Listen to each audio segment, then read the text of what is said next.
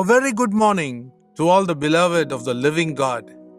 I welcome you to my daily devotion titled Fresh Bread. My message for today is titled Plugging into the Source for Deliverance. Let me repeat it. Plugging into the Source for Deliverance. The Gospel of Mark gives us a good detailed narrative of a woman struggling with a strange disease. She had been passing blood for the last 12 years and she had probably spent all her fortune eagerly seeking healing. What a miserable way to live in this world. Because of her condition, she was rejected at home, rejected by society, rejected in the synagogue, and with every day, her situation became more and more hopeless. She knew very well that she would not get an audience with the divine healer, Jesus Christ, as she could not announce her arrival publicly. So she decided to surreptitiously pussyfoot towards the Lord Jesus Christ and just touch the fringe of the Master's garment.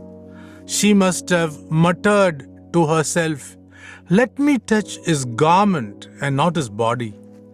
When she touched him, Jesus rejoiced at the display of abounding faith by this woman seeking deliverance and healing from a seemingly irreversible situation. When she plugged to the source, that is Jesus Christ, the author and the finisher of our faith, this gentle touch brought her instant healing.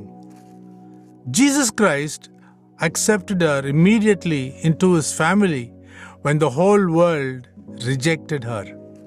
She received not just a physical healing, but also an emotional one. This gentle touch, backed up by abundant faith, made her receive her peace.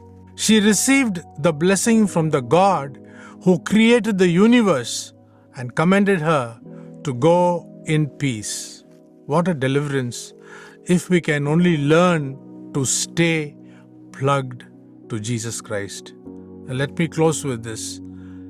He will never change. Jesus Christ is the same yesterday, today, and forever.